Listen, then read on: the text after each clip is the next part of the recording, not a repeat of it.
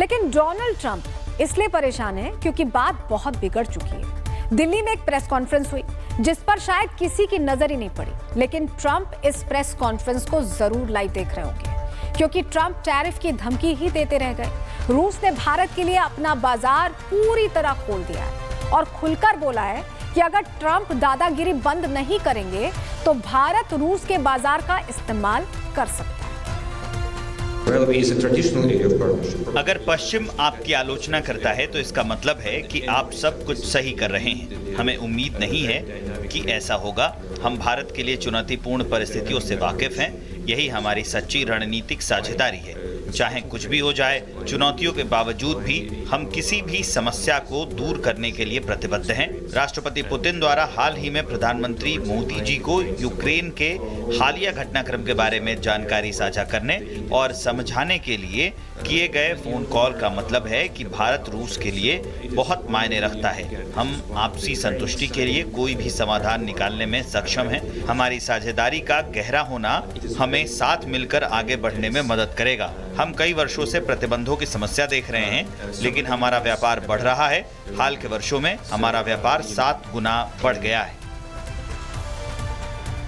अब रूस की तरफ से भारत के लिए बाजार खोल दिया गया है। दूसरी तरफ पश्चिमी देशों की इस चिंता की वजह ये तस्वीर भी है जो भी हम आपको दिखा रहे हैं, जहां भारत के विदेश मंत्री एस जयशंकर रूस की राजधानी मॉस्को पहुंच चुके हैं। एस जयशंकर का ये 3 दिनों का दौरा रहने वाला है और इन 3 दिनों के दौरान बड़ी बातें होने वाली हैं। तो एक तरफ जयशंकर अब रूस पहुंच चुके हैं और वहीं इससे पहले चीन के विदेश मंत्री वांग यी भारत आए हुए थे।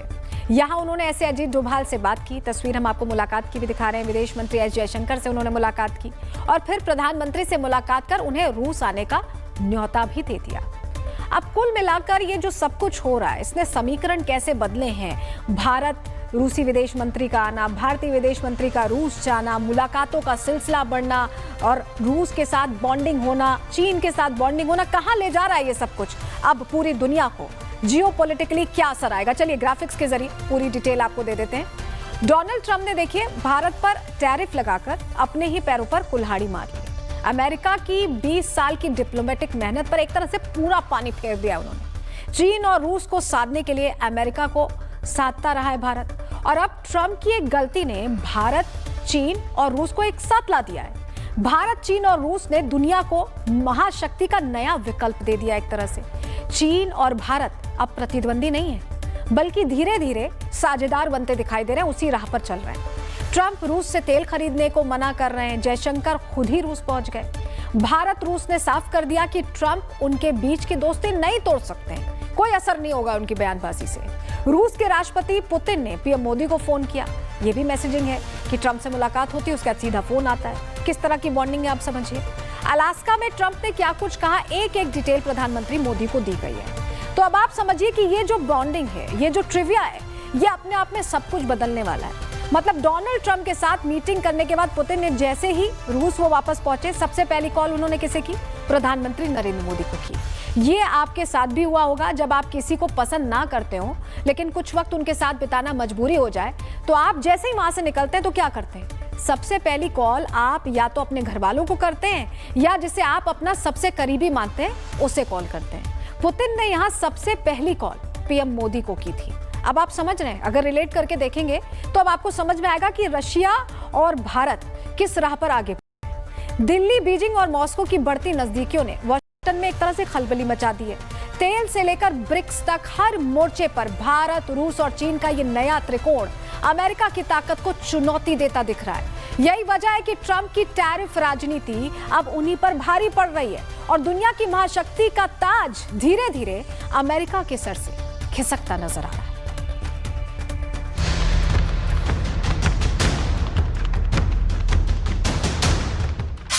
बोले Delhi, Beijing, Moscow,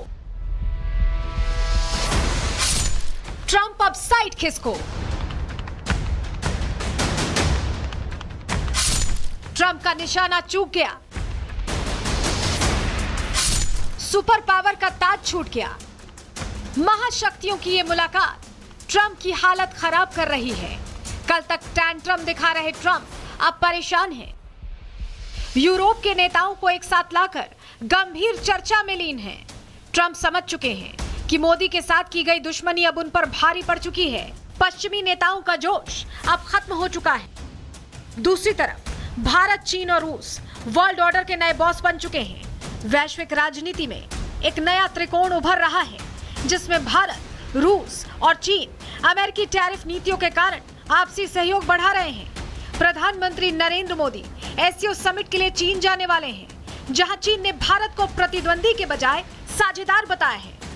Capability in the border areas and resumed the Indian pilgrimage to the Mount Garampochi and Lake Mapayonso in the Xizang Autonomous Region. We showed them up confidence to dispel interference, expand cooperation, and to further consolidate the momentum of improvement and development of China-India relations, so that while pursuing our respective rejuvenation, we can contribute to each other's success and provide the most needed certainty and stability to Asia. बीते 3 सप्ताह में बहुत कुछ बदल चुका है। चीन ने RIC यानी रूस, इंडिया और चाइना को फिर से सक्रिय करने की मांग कर दी है। रूस के राष्ट्रपति व्लादिमीर पुतिन कई बार प्रधानमंत्री नरेंद्र मोदी को फोन कर चुके हैं। मोदी भी लगातार पुतिन के संपर्क में बने हुए हैं। ट्रंप के एक्स्ट्रा टैरिफ ऐलान के तुरंत बाद भारतीय विदेश मंत्री एस जयशंकर अचानक चीन जाते हैं। फिर चीनी विदेश मंत्री वांग यी दिल्ली आते हैं और अगले ही दिन एस जयशंकर रूस की यात्रा पर निकल जाते हैं। एनएसए अजीत डोभाल भी इस बीच मॉस्को जाकर पुतिन से मिल चुके हैं। यानी रूस और चीन के साथ भारत की नजदीकियां लगातार बढ़ रही हैं।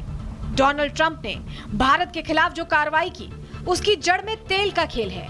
अमेरिका का आरोप है कि तेल के सौदे से रूस को भारत से जो कमाई होती है, उससे वो यूक्रेन युद्ध का खर्च निकाल रहा है। जबकि सच क्या है, पुतिन खुद ट्रंप के मुंह पर बोल चुके हैं। Incidentally, when the new administration came to power, bilateral trade started to grow. It's still very symbolic. Still, we have a growth of 20%. As I've said, we have a lot of dimensions for joint work. It is clear that the U.S. and Russian investment and business cooperation has tremendous potential. Russia and the U.S. can offer each other so much in trade, digital, high-tech, and in space exploration. We see that Arctic cooperation is also very possible. Putin की बातों से साफ होता है कि खुद America रूस के साथ जमकर व्यापार कर रहा है। यानी मामला तेल का नहीं है, असल मामला तो ब्रिक्स का है। रूस, चीन और भारत के त्रिकोण के साथ ब्रिक्स देशों का अमेरिका के खिलाफ एकजुट होना भी उसके लिए एक बुरी खबर है। अमेरिका पहले भी ब्रिक्स की आलोचना करता रहा है, लेकिन तब ये माना जाता था कि इसकी वजह चीन है। लेकिन ट्रंप के टैरिफ अटैक के बाद ये समूह एकजुट होकर अमेरिका के खिलाफ गोलबंद होने लगा है। ब्रिक्स को निशाना बनाने के लिए ट्रंप ने भारत और ब्राजील पर 50%, जबकि दक्षिण अफ्रीका पर 30% टैरिफ लगा दिया। उन्होंने बाकी देशों को भी भारी भरकम टैरिफ की धमकी दी है। अब सवाल ये उठता है कि क्या ट्रंप खुद के बुने जाल में ही फंस चुके हैं? क्या भारत के साथ खेल खेलने के चक्कर में ट्रंप खुद ही बोल्ड हो चुके हैं? और क्या ट्रंप के टैरिफ टैंट्रम का जवाब भारत, चीन और रूस अमेरिका को आइसोलेट करके देने जा रहे हैं? Bureau report, Republic Bharat. Trump ने तेल का बहाना बनाकर भारत पर जमकर टैरिफ लगाए, लेकिन ये टैरिफ के पीछे मंशा तो कुछ और ही थी। ट्रंप भारत के बढ़ते प्रभुत्व से घबराए हुए थे। ट्रंप को भविष्य नजर आ रहा था और इसीलिए टैरिफ की आड़ में ट्रंप भारत पर सैंक्शंस लगा रहे हैं, जिसका जिक्र खुद वहां की स्टेट प्रवक्ता ने किया है। सुनिए।